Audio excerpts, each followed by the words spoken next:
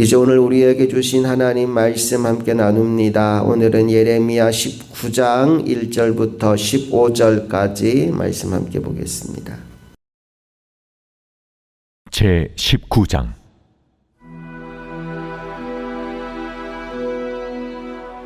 여호와께서 이와 같이 말씀하시되, 가서 토기장이의 옹기를 사고 백성의 어른들과 제사장의 어른 몇 사람과 하시두문 어기 곁에 있는 흰놈의 아들의 골짜기로 가서 거기에서 내가 네게 이른 말을 선포하여 말하기를, 너희 유다 왕들과 예루살렘 주민아, 여호와의 말씀을 들으라. 만군의 여호와 이스라엘의 하나님이 이같이 말씀하시되, 보라, 내가 이곳에 재앙을 내릴 것이라. 그것을 듣는 모든 자의 귀가 떨리니 이는 그들이 나를 버리고 이곳을 불결하게 하며 이곳에서 자기와 자기 조상들과 유다 왕들이 알지 못하던 다른 신들에게 분향하며 무지한 자의 피로 이곳에 채웠음이며, 또 그들이 바알을 위하여 산당을 건축하고 자기 아들들을 바알에게 번제로 불살라 드렸나니 이는 내가 명령하거나 말하거나 뜻한 바가 아니니라. 그러므로 보라, 다시는 이곳을 도벳이나 흰놈의 아들의 골짜기라 부르지 아니하고 오직 죽임의 골짜기라 부르는 날이 이를 것이라.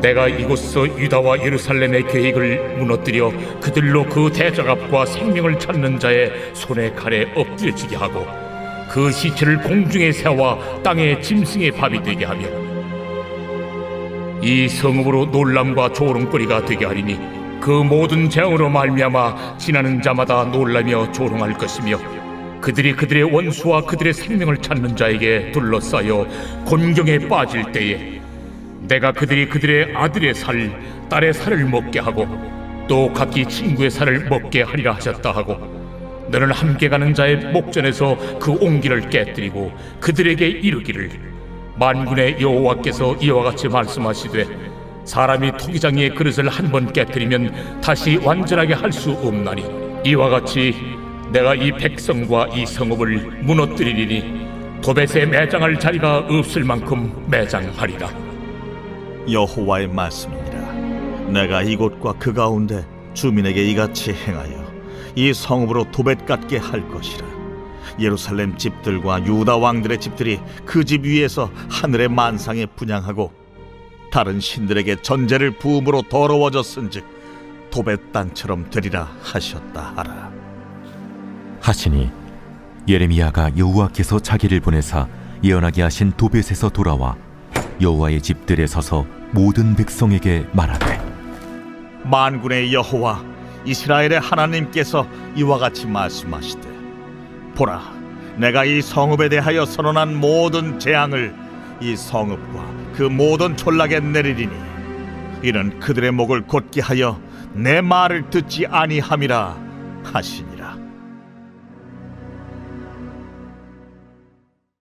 깨어진 그릇, 예를 들어 물이 새거나 이가 나간 그릇을 계속 사용하는 사람은 거의 없습니다. 대부분의 경우 그런 그릇들은 폐기물로 처리를 하지요.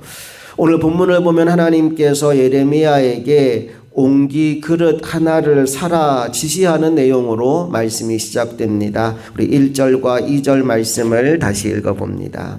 시작. 여호와께서 이와 같이 말씀하시되, 가서 토기장이의 옹기를 사고 백성의 어른들과 제사장의 어른 몇 사람과 하시드문 어기 곁에 있는 흰놈의 아들의 골짜기로 가서 거기에서 내가 내게 이른 말을 선포하여, 옹기 그릇을 사고 사람들을 데리고 가서 말씀을 선포하라 라고 얘기하죠.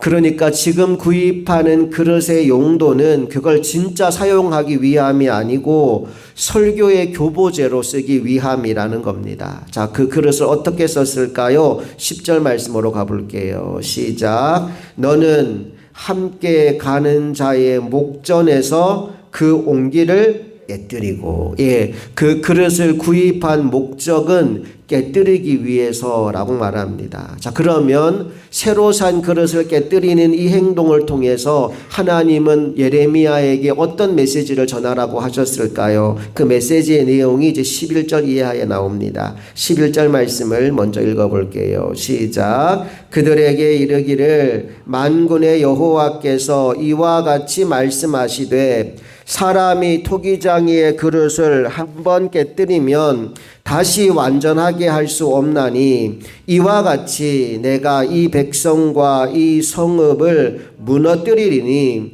도벳에 매장할 자리가 없을 만큼 매장하리라.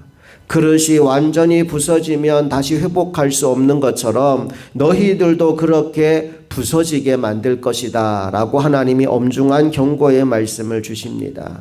여러분, 하나님이 왜 이렇게까지 말씀하셨을까요? 하나님이 왜 이렇게 분노하실까요? 여러 가지 이유가 있겠지만 가장 큰 이유는 역시 우상 숭배였습니다. 2절 말씀으로 다시 돌아가 볼게요. 그들이 모인 장소가 이렇게 기록되어 있지요. 함께 읽어봅니다.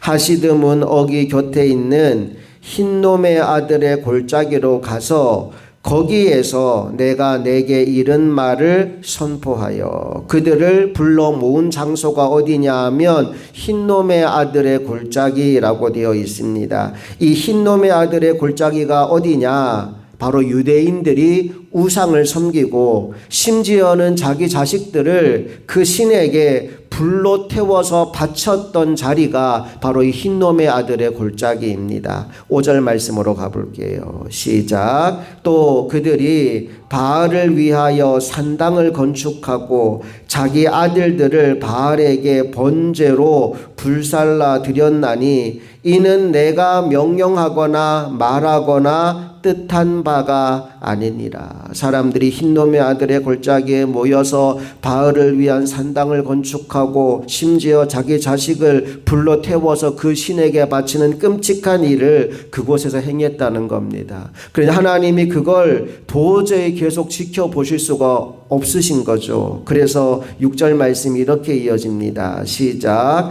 그러므로 보라, 다시는 이곳을 도벳이나 흰놈의 아들의 골짜기라 부르지 아니하고 오직 죽임의 골짜기라 부르는 날이 이를 것이라. 여호와의 말씀이니라. 그 골짜기 이름이 바뀌어버립니다. 그 골짜기는 죽음의 골짜기가 될 것이다. 그리고 이제 마지막에 하나님의 심판의 메시지로 오늘 본문이 끝이 납니다. 14절 15절을 이어서 읽습니다. 시작. 예레미야가 여호와께서 자기를 보내사 예언하게 하신 도벳에서 돌아와 여호와의 집들에 서서 모든 백성에게 말하되 만군의 여호와 이스라엘의 하나님께서 이와 같이 말씀하시되 보라, 내가 이 성읍에 대하여 선언한 모든 재앙을 이 성읍과 그 모든 촌락에 내리리니 이는 그들의 목을 곧게 하여 내 말을 듣지 아니함이라 하시니라.